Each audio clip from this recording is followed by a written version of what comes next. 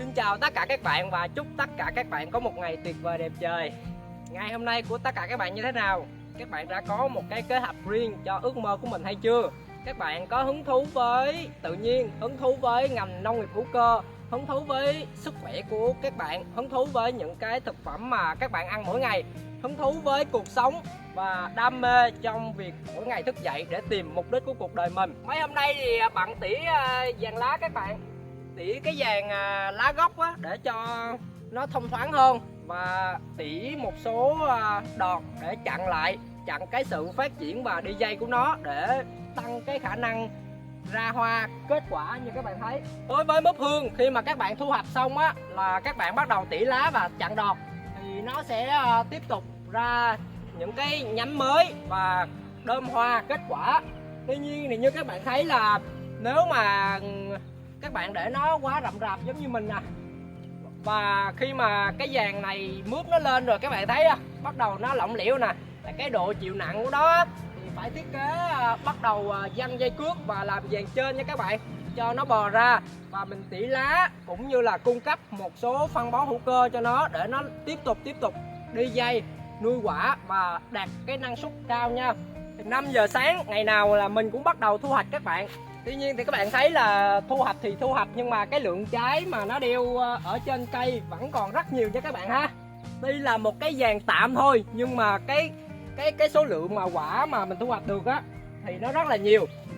Và các bạn canh tác hữu cơ thì các bạn thời gian ban đầu á, các bạn không cần phải quá cầu kỳ, nhưng mà mình cứ cải thiện dần theo thời gian các bạn ha. Mình chưa có thời gian mà làm vàng bài bản. Riêng đối với dưa leo là hiện tại là mình cho bò đất luôn nha các bạn. Chưa có thời gian mà cho nó lên vàng và ngắt đọt nó nữa. Các bạn thấy là riêng dưa là lúc nào mình cũng hái cái loại này. Dưa thì ở khu vực mình trái lớn á các bạn, là 4-5 ngàn gì đó. Nhưng mà riêng cái loại này nè là bạn hàng rất là thích, 10 ngàn một ký nha các bạn. Nhưng mà đặt liên tục, nhưng mà đâu có đâu mà nhiều. Mỗi ngày cứ hái có 2,5 kg đến 3 kg thì đủ tiền ăn sáng, dư một tí nữa thì uống cà phê các bạn. Khu vực này thì mình mới tỉa ra các bạn thấy mình mới tỉa ra và lên dây vàng cho nó thì nó nhìn nó thông thoáng ha. Riêng những cái khu vực ở đằng xa kia là chắc khả năng là 1 đến 2 ngày tới mình sẽ làm. Các bạn trồng mướp hương là các bạn tỉa lá ra ha, tỉa lá gốc bớt. Rồi dưa leo cũng vậy, các bạn cho lên vàng, các bạn tỉa lá gốc bớt, rồi các bạn chặn đọt nó để cái nó nuôi dưỡng á. Như các bạn thấy là nó nuôi dưỡng những cái mầm này nè. Đó, bắt đầu khi mà các bạn chặn đọt thì nó sẽ nuôi dưỡng như các bạn thấy là 1 quả, 2 quả, 3 quả nè, nó đậu ha. Quả này thì chột rồi, 4 quả, 5 quả, 6 quả, các bạn thấy không? Trên một cái dây này, 7 quả nè, 8 quả nè. Đó, thì nếu mà các bạn không chặn đọt á, là cái vàng quả nhỏ này nó sẽ hư hết nha các bạn. Là lý do là nó cứ cung cấp để nó đi dây, nó không có dồn chất dinh dưỡng để nó nuôi quả. Vì vậy mà cái sự ngắt lá gốc và chặn đọt thời gian định kỳ là khoảng 5 đến 6 hôm một lần, là giúp cho cái khả năng tăng trái và đậu quả ha, đạt hiệu suất và kinh tế cao. Chưa nói về vấn đề giàu hay nghèo, các bạn về quê sống á, là buộc các bạn phải có một cái kế hoạch rõ ràng để cho cái quá trình mà mình sinh sống, hoạt động nó được diễn ra một cách theo cái ý muốn mình hơn. Nếu mà các bạn không có một cái kế hoạch rõ ràng thì việc mà các bạn bỏ phố hay các bạn sống ở thành phố nó không khác nhau là mấy. Về quê là để khởi nghiệp, ở thành phố cũng là để khởi nghiệp. Nhưng mà nếu ở thành phố có điều kiện phát triển tốt hơn thì bạn cũng nên ở thành phố mà phát triển. Nhưng mà nếu bạn cảm giác cái ở thành phố nơi đông người, nguồn tài nguyên của bạn thiếu thốn, không đủ để cạnh tranh với những bạn khác, thì xác định cho mình là về quê kiếm một mảnh vườn, bắt đầu đầu tư và làm nông nghiệp hữu cơ. Vì xu hướng trong tương lai nông nghiệp hữu cơ á, sẽ là một cái ngành, một cái ngách, một cái thị trường rộng lớn và được nhiều người quan tâm. Thì khi mà bạn nhảy vào thời điểm hiện tại nè, thì như các bạn thấy là mình trồng mướp hữu cơ nè, cà chua hữu cơ nè, dưa leo hữu cơ nè, đây chuối tây Thái Lan hữu cơ các bạn thấy nè.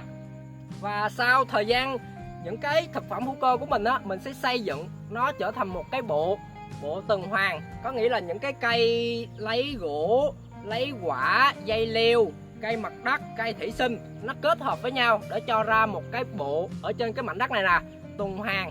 Và mình sẽ thuê 1 đến 2 người vận hành trên cái khu đất này, và mình tiếp tục mướn và đi khai phá những cái khu đất khác để tạo ra một cái chuỗi giá trị để giúp cho mình có thể thoát khỏi công việc làm thuê và đầu tư vào những cái gì mà mình thích. Cũng như là cuộc sống này nó quá ngắn ngủi đi các bạn. Các bạn cứ mãi mê chạy đi xây dựng ước mơ của một ai đó, rồi khi mà mình giật mình á, nhìn lại cái ước mơ của mình, ủa nó đâu rồi, nó chỗ nào rồi.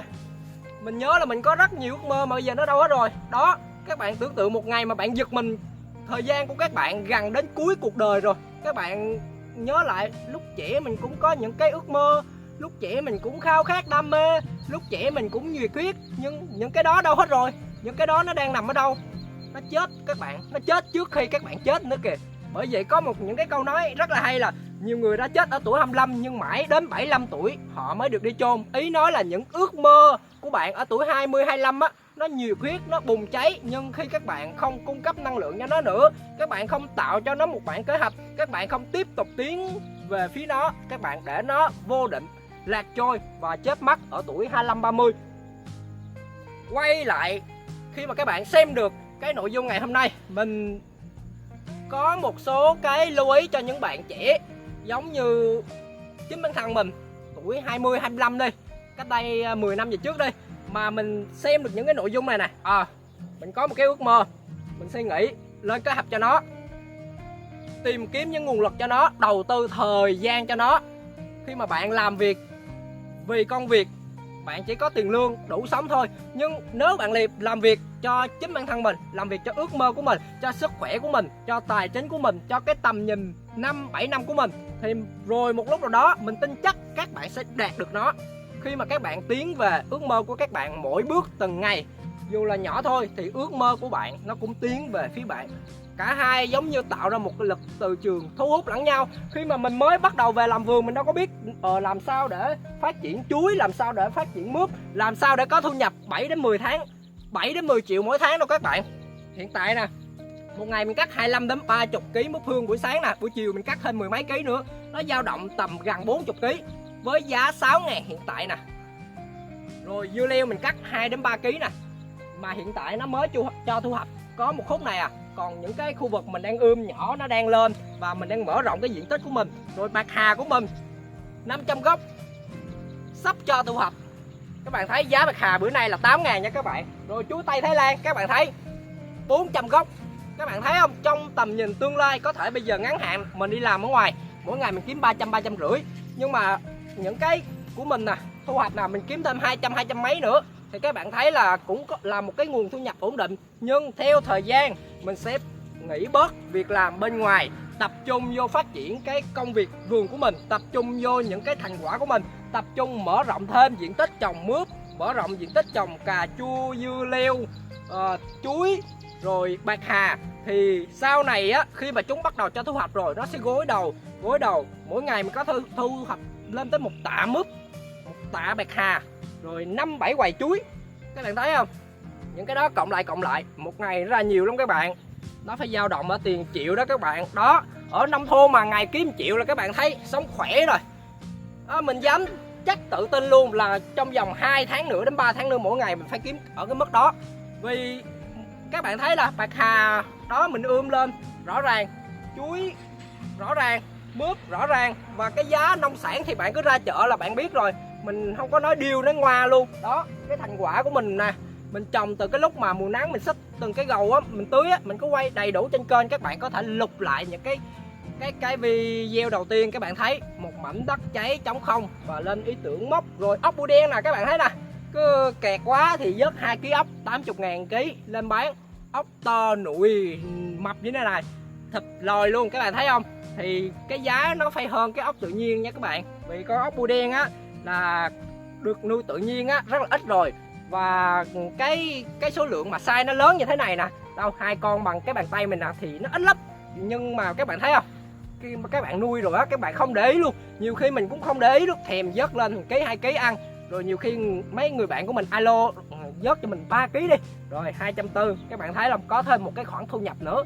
và từ từ những cái khoản đó nó dồn lại, rồi mình lại tiếp tục đầu tư mở rộng, thì sau này mình sẽ đạt được cái ước mơ và mục tiêu của mình. Cuối cùng mình xin chúc cho tất cả các bạn có nhiều quyết tâm, nhiệt huyết, nỗ lực, sáng tạo, ý chí, kiên cường trên con đường chinh phục mục tiêu của các bạn. Chào và hẹn gặp lại tất cả các bạn trong nội dung tiếp theo. Ngày hôm nay hơi nói lắp các bạn thông cảm nha, không có chỉnh sửa nhiều tại giờ quay xong đi làm tối về mới edit lận.